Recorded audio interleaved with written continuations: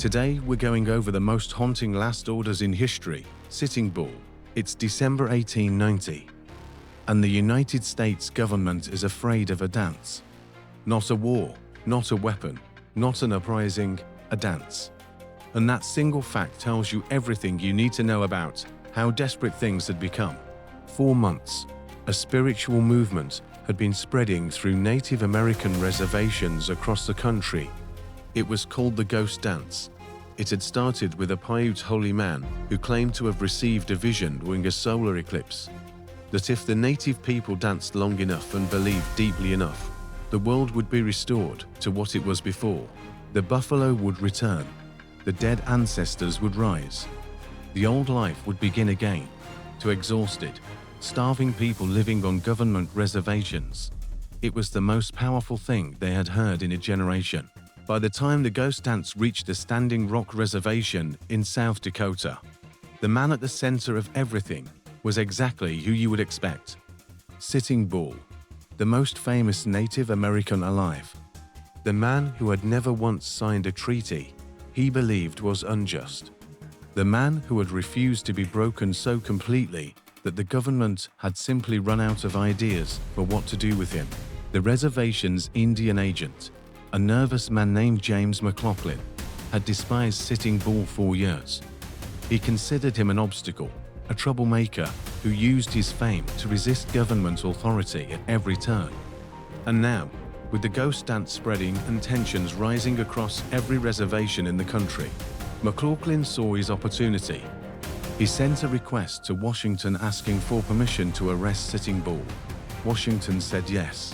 On the night of December 14, 1890, 43 Indian police officers, Lakota men working for the U.S. government, surrounded Sitting Bull's cabin on the banks of the Grand River in complete darkness. McLaughlin had specifically chosen Indian officers for this mission. He believed Sitting Bull's followers would be less likely to resist their own people. He was wrong about that. Before dawn on December 15th, the officers entered the cabin and told Sitting Bull he was under arrest. He did not resist. He simply asked if he could put on his clothes before stepping outside. They allowed it.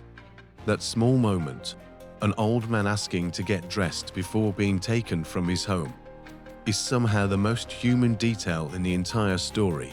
But as the officers led him out of the cabin, word had already spread through the camp. Followers began gathering in the darkness, women, men, children, pressing closer. The crowd grew. The officers grew nervous. The situation that McLaughlin had believed would be simple was becoming something else entirely. In the chaos that followed, shots were fired. When it was over, 6 Indian police officers were dead. 8 of Sitting Bull's followers were dead. And Sitting Bull himself, the man who had humiliated the U.S. Army at Little Bighorn, who had toured with Buffalo Bill's Wild West show while his people starved, who had never once surrendered what he believed, lay dead outside the cabin he had slept in the night before. No formal charge had ever been filed against him. His horse stood nearby. It was a gray circus horse, given to him by Buffalo Bill years earlier, trained to perform tricks at the sound of gunfire. When the shooting started, the horse had begun performing its show routine in the middle of the chaos, sitting down, raising its hoof, nodding its head, as if waiting for a rider who was never coming back. 2 weeks later, the United States Army killed between 250 and 300 Lakota men, women, and children at Wounded Knee Creek. The Ghost Dance was finished. The last serious resistance of the Plains Indians was finished with it. And the dance the government had been so afraid of was never danced again. Herman Gring. It's the autumn of 1946. The Palace of Justice in Nuremberg, Germany is hosting the most consequential trial in human history. 21 of the most senior surviving leaders of Nazi Germany sit in the dock. The charges cover crimes so vast and so systematic that the legal world had to invent new language to describe them. Crimes against peace, crimes against humanity. And sitting at the front of the dock, directly in the spotlight, is the man who has decided he is the star of the entire proceeding. Hermann Göring, founder of the Gestapo, commander of the Luftwaffe, Hitler's designated successor, the second most powerful man in Nazi Germany for over a decade, and at Nuremberg, completely, utterly, without any apparent shame, determined to perform. From the moment the trial began, Göring dominated it. He was sharp, charming, and completely unrepentant. He ran circles around prosecutors during cross-examination, turning their questions back on them with a smile that drove the chief American prosecutor to the edge of his patience. He coordinated defense strategies for the other defendants through notes passed in the dock. He signed autographs for American soldiers who couldn't help themselves. The judges privately admitted they had never encountered a defendant quite like him, but the evidence was overwhelming and it was damning. The documents, the testimony, the records, the numbers. No amount of courtroom theatrics could make any of it disappear. On October 1, 1946, Hermann Göring was found guilty on all 4 counts and sentenced to death by hanging. He listened to the verdict, he nodded once, and then he had one final move left.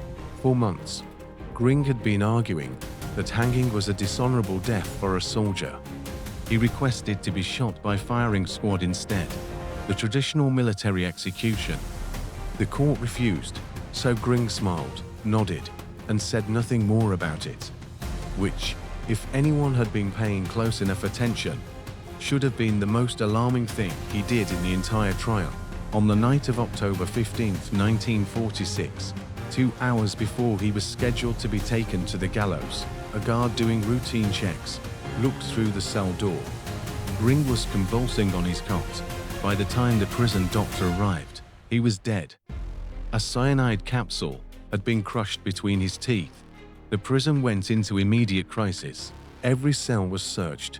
Every guard was questioned. A full investigation was launched. How had he gotten it? Where had it been hidden? Who had helped him? The answer, when it came, was characteristically Göring. He had left 3 notes, one to his wife, one to the prison commandant, and one specifically to the Allied Control Council, explaining in precise detail exactly where he had hidden the capsule, how long he had been hiding it, and how he had concealed it through over a year of constant searches. He had been carrying it the entire time. His body was still carried to the gallows the following morning. The court had its sentence on paper. But Göring had decided, with his last conscious act, exactly how his story would end. He had walked into Nuremberg as a war criminal. He walked out, in his own mind at least, as a man who died on his own terms. Whether that makes him defiant or simply monstrous is something historians still cannot fully agree on. What nobody disputes is that he was the only one of the condemned who chose his own ending. And he had planned it from the day he arrived. Constantine Shi Palaiologos. It's May 28, 1453. And the last emperor of Rome knows with complete certainty that tomorrow he will die. Not suspects, not fears, knows. He has seen the walls. He has counted what remains of his army. He has waited months for help that never came. And tonight, the night before the end of a civilization that has stood for 1500 years, he has decided exactly how he will spend his final hours. To understand what is about to happen, you need to understand what Constantinople meant to the world. This city had stood for over 1,000 years. It was the capital of the Eastern Roman Empire, the direct and unbroken continuation of Rome itself. For most of that millennium, it had been the largest, wealthiest, most sophisticated city in the entire Western world. Its walls had been considered impenetrable. Arabs, Persians, Vikings, Bulgarians, Crusaders, all of them had broken against Constantinople's defenses and turned back. For 1,000 years, the city had never fallen. Tonight, that changes. But 21-year-old Sultan Mehmed II had something none of the previous attackers had. Cannons, specifically, a cannon so large it took 60 oxen to transport and could hurl a stone ball over a mile. The sound of it firing could be heard from 10 miles away. The ground shook when it landed, and Mehmed had 14 of them lined up against Constantinople's ancient walls. The siege had begun on April 6. For 53 days, the walls had been absorbing what no wall in the world had ever been asked to absorb. Inside the city, Constantine XI had perhaps 7,000 soldiers, Byzantine troops, Genoese mercenaries, Venetian sailors who had volunteered to stay and fight. He had sent messengers to every Christian nation in Europe begging for help, to the Pope, to Venice, to Hungary, to anyone who would listen. He told them that if Constantinople fell, it would not just be the end of a city, it would be the end of a civilization, the last living connection to ancient Rome. Nobody came. By the night of May 28th, Constantine knew the walls would not hold another day. A massive section had been reduced to rubble. The final assault was coming at dawn. And that night, Constantine XI did something that no one who witnessed it ever forgot. He walked into the Hagia Sophia, the greatest church in the Christian world. A building so magnificent that ambassadors visiting 6 centuries earlier had reported back that they could not tell whether they were on earth or in heaven. Constantine walked through its massive bronze doors for the last time. He received communion. He stood beneath that enormous dome, and he wept. Then he walked back to the imperial palace and did something even more remarkable. He went from room to room and personally asked forgiveness from every member of his court, his ministers, his advisors, his servants, for anything he might have done against them. For any wrong, any slight, any moment of injustice during his reign. Every single person in that palace wept with him. Before dawn, he gathered his commanders one final time. He told them they were the last defenders of an empire that had stood since the days of Caesar, that the city their ancestors had built and bled for across 1,000 years was worth every drop that remained in their veins, that history was watching. Then he gave his last order: hold the walls. He rode to the block and his section himself, dismounted his horse, drew his sword, and took his place on the wall on foot, like a common soldier. When the walls broke in the early hours of May 29th, his bodyguards rushed to him and begged him to flee to the harbor. A Venetian ship was waiting. He could escape. He could rebuild. He could fight another day. Constantine, she looked at them and said no. He tore off his imperial regalia so that no one would recognize him as the emperor, and he walked forward into the breach. He disappeared into the chaos of the final assault. His body was never definitively found. Mehmed, to his credit, ordered a specific search. He wanted to give the emperor an honorable burial befitting his rank. They eventually identified a body by the golden eagles embroidered on the boots, the imperial symbol of the Palaiologos dynasty. Whether it was truly him, historians still debate. What is not debated is what Mehmed did next. Mehmed rode into the Hagia Sophia on horseback. He climbed to the altar, faced east, and declared it a mosque.